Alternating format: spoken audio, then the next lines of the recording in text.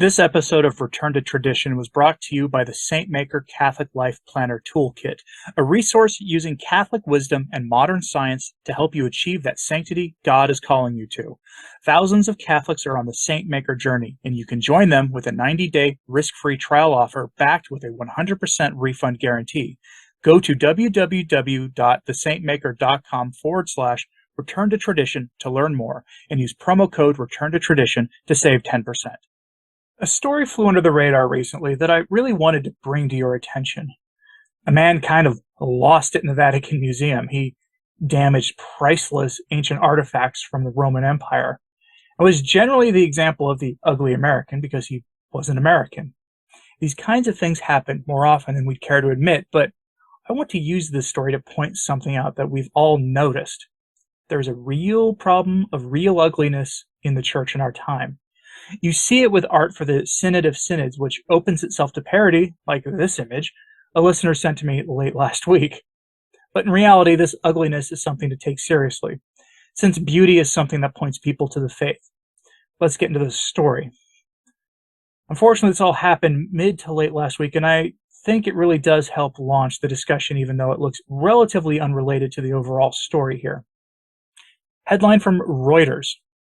Man topples ancient Roman busts in Vatican museums. Folks, these are functionally priceless artifacts, and some American tourists started knocking them over, causing mischief and reportedly demanding to see Francis. I hope that wasn't someone watching one of us on this side of the Catholic commentary world, because obviously, folks, that's not how to affect change in the church. If anything, those actions are more symbolic of the people we're fighting against and their program for the church and their counterparts in the secular world especially. Just go back to 2020 and some of the headlines we had back then. It's not actions for those of us who simply want to preserve the faith in all its splendor and grandeur. Here's a couple of facts from that article, though. Quote, a man toppled two ancient Roman busts in the Vatican museums on Wednesday, causing moderate damage before being stopped by staff and arrested, a museum's source said. The source, who spoke on condition of anonymity because he was not authorized to discuss an ongoing investigation, said the man was in his 50s and had, quote, behaved strangely. He knocked two busts off their pedestals in the museum's Chiaramonti Hall, which houses more than 1,000 pieces and is one of the most important collections of Roman portrait busts. Museum staff restrained the man, and Vatican police arrived a few minutes later to arrest him. The two busts were damaged, but not severely, the source said, adding that they already had been taken to the restoration lab in the museums for repair. Pictures taken by the visitors and posted on social media showed the two broken busts lying on the marble floor, and, quote, the world has gone mad, and we had an outburst of that in the Vatican, it looks like. But this is really just symbolic of what's really been going on in the church for decades. Prelates have been acting strangely since before the council and felt empowered by the council to do to the church what that man did to some priceless ancient relics. I'll give you an example. After the council, what you just saw there happen, and even worse, in most parishes around the world. So from Novus Ordo Watch, we get this perfect story that is the perfect example of this. Headline, words fail. Sacred art in Austrian chapel. They must think we're all idiots. And yes, I know Novus Ordo Watch is a Sedevacantist website. I don't share their view on if the throne of Peter is occupied or not at the moment, but I don't question their orthodoxy either, and I try my best not to cause more divisions among traditional Catholic world by antagonizing Sedevacantists. There's really no point to the rather inflammatory arguments that happen.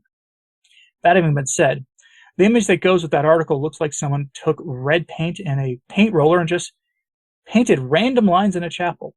It looks like vandalism, but of course, strictly speaking, it's not a vandalism because it was done on purpose.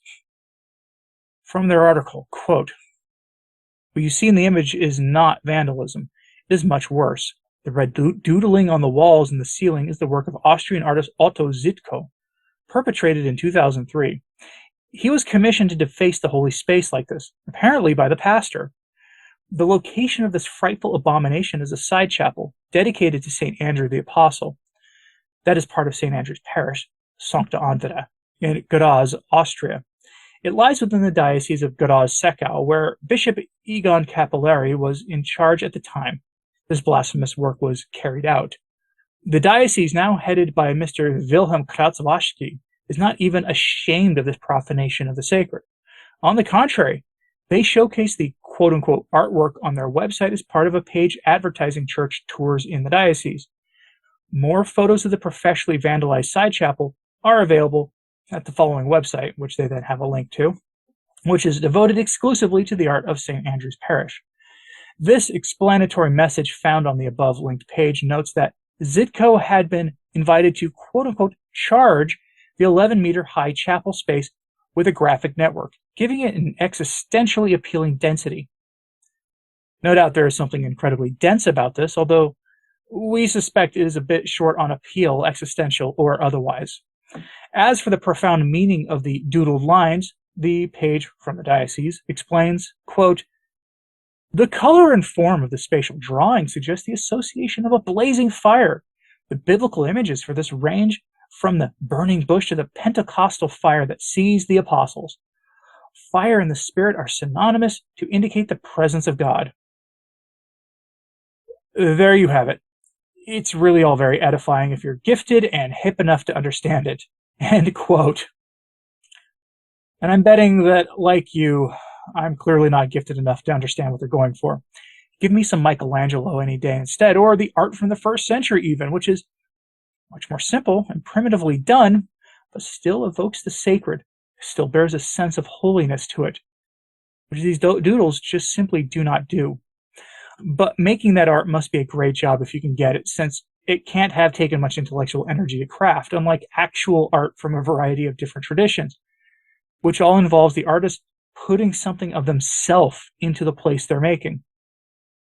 But, this all reminds me of a piece by G.K. Chesterton that I'd honestly been wanting to put on my channel for quite some time. It's just that, of my weekend offerings, Chesterton is apparently not that interesting to the audience, so, I've waited on putting it out there. But I'll quote him here from that piece called, "Are the Artists Going Mad?" In that essay, published 100 years ago, almost to the day, was published in December 1922, not long after he entered the Catholic Church formally, Chesterton notes the destructive nature of secular contemporary art. His words here apply to the stuff we're seeing in modern parishes, which look more and more like dentist's office or strip malls than they do anything sacred at all, and often are filled with abominable modern art that is repulsive to the sense of faith. So, quoting Chesterton, "Of the artists themselves, of those then that can really be called artists, of such motives and meanings as can really be traced to a true artistic source, I shall try to take account in all fairness later on. But even if it be in originality and courage that they are admirable, it is in servility and cowardice that they are admired. Merely to wish for advanced art is not anarchism, it is simply snobbishness, and snobbishness more vulgar than the vulgarest worship of rank and wealth. For after all, there is at least a low sort of sincerity in that sort of snobbery. Rich people can give their sycophants solid pleasure of a sort for which they can be thanked without falsehood. And it is a shade more honest for men to praise a patron for the champagne and cigars they do enjoy than for the pictures and statues they only pretend to enjoy. But as these great revolutions in art are never patronized by anybody except the very rich, we shall all be relieved to hear that the two different types of snobbishness can generally be practiced at the same dinner table. Anyhow, the fashions in these things is almost always some form of other intellectual cowardice, and many eminent persons say to one another, "A very interesting experiment," or "an attempt to approach life from a new angle," when if they were moved suddenly to candor, they would look at one another and say, "Are all the artists going mad?" End quote. Chesterton goes on to blame the artists, and in the secular world that's fair, but going back to that art in the Austrian chapel, the blame falls first on the bishop, who has to authorize, frankly, any changes made to any parish of any significance, and second to the parish priest, who thought it was a good idea to pitch to the bishop in the first place. I mean, can you imagine? The problem here is, of course, that the bishop and the priests and artists involved all forgot the most basic Catholic teaching about art. It should point us to God. It should evoke holy things. Benedict XVI described the role of art in a parish in this way in an encyclical some years ago in the following short passage. Quote, "The profound connection between beauty and the liturgy should make us attentive to every work of art placed at the service of the celebration.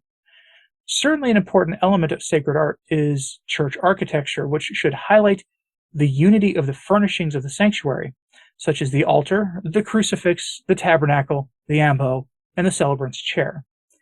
Here it is important to remember that the purpose of sacred architecture is to offer the church a fitting space for the celebration of the mysteries of faith, especially the Eucharist. The very nature of a Christian church is defined by the liturgy, which is an assembly of the faithful, ecclesia, who are the living stones of the church. See 1 Peter chapter 2, verse 5, end quote. So is that art of a red squiggle line appropriate to that purpose? Obviously not. We live in an age where the culture is broadly in the hands of vandals, people who would take our mythologies, our art, our music, our faith, our institutions, and turn them to the service of their own twisted programs. And I don't really blame them for it. That's honestly to be expected of them.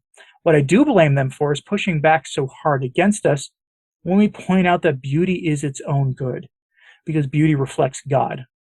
Beauty is one of the things frequently cited by converts that brings them into the church. I've met many who were like that, and maybe that was you, because real beauty awakens something inside the person when they encounter it.